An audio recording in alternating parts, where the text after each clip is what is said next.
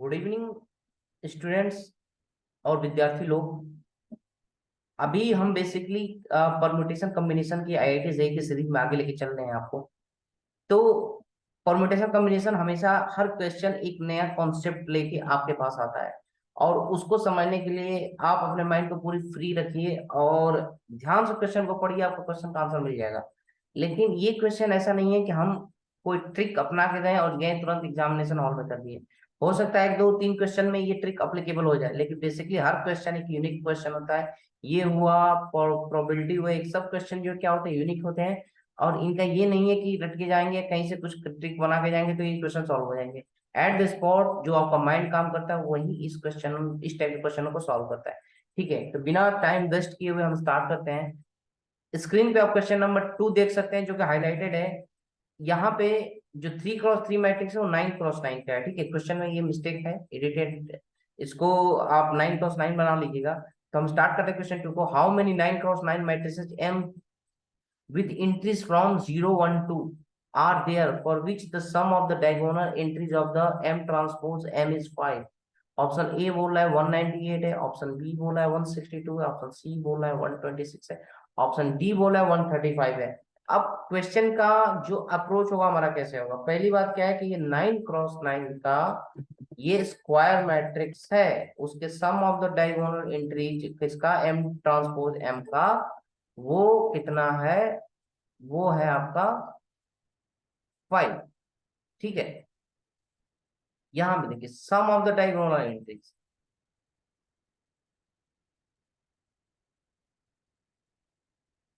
ठीक है, यहाँ पे देखिए जो क्वेश्चन 2 का सॉल्यूशन है, sum of the diagonal entries of M transpose M is summation of A I square. यहाँ पे समझने वाली बात है, जब ट्रांसपोज निकालेंगे 9x9 मैट्रिक्स का, तो आप ध्यान से देखेंगे कि जो उसका जो डायगोनल एंट्रीज है एम ट्रांसपोज और एम का दोनों का मल्टीप्लीकेशन हो जाएगा। जैसे ए बी सी मान लीजिए, डी ई एफ ऐसे करके हैं, तो ए स्क्वायर बी स्क्वायर सी स्क्वायर ऐसे करके उसके डायगोनल की एंट्रीज बनेगी। तो वहां पे उनका समेशन जो होगा आई इक्वल टू 1 to 9 वो 5 के बराबर होगा।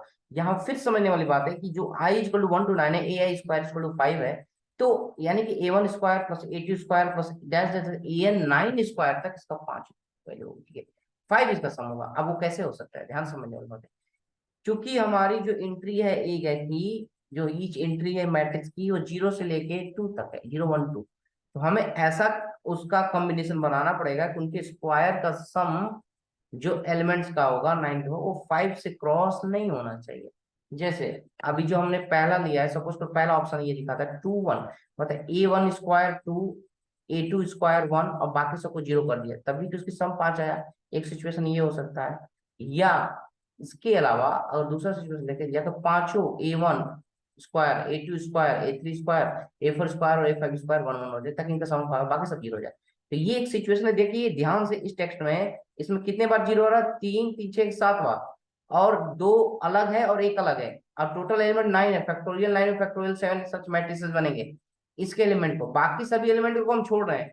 हमारा ये जो सिचुएशन टोटली इस डायगोनल एलिमेंट के डिसाइड हो रहा है, इसलिए हम डायगोनल एलिमेंट का जो सम स्क्वायर का सम होगा 5 के बराबर होगा 9x9 मैट्रिक्स का, उन सिचुएशन को लेकर चल रहा है।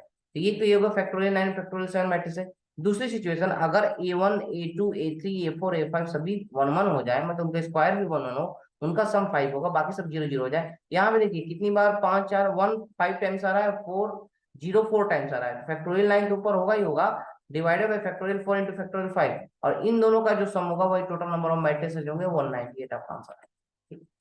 क्वेश्चन बहुत कठिन नहीं था, क्वेश्चन आसान था, लेकिन क्वेश्चन को समझने के लिए पहली बात क्या है कि जो कॉम्बिनेशन हम बना रहे हैं कि 5 सम आपको लाना है, उनके एम ट्रांसपोज एम मतलब कि जो डायगोनल्स होंगे वो उनके स्क्वायर के फॉर्म में आएंगे। ठीक है, हम एलिमेंट लेंगे तो यानी उनका सम होगा, यानी स्क्वायर जो एलिमेंट होगा उसके स्क्वायर का सम हम जोड़ेंगे, तब जो के उसका जो डायगोनल एंट्रीज का सम होगा वो एम ट्रांसपोज एम का डायगोनल एंट्रीज का सम होगा।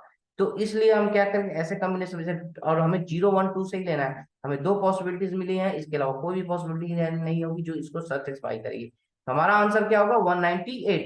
मैं आशा करता हूँ कि एक छोटा सा वीडियो था वो आपको समझ में आएगा। प्लीज अगर समझ में आता है तो मेरे चैनल को लाइक करें, सब्सक्राइब करें, ज्यादा से ज्यादा स्टूडेंट तक पहुंचाए। I will be very thankful to you and ऐसे करके मैं नए नए वीडियोस लाता रहूंगा, प्लीज इसको देखें, गो थ्रू हो, क्योंकि ऐसा एग्जाम के प्रिपरेशन में करा रहा हूँ जो कि one of the toughest exam in the world है। और इसको अगर आप सही से समझेंगे तभी क्या होगा कि आपको ये प्रैक्टिकली आप इसमें इन्वॉल्व हो पाएंगे। Thank you, good day, bye bye.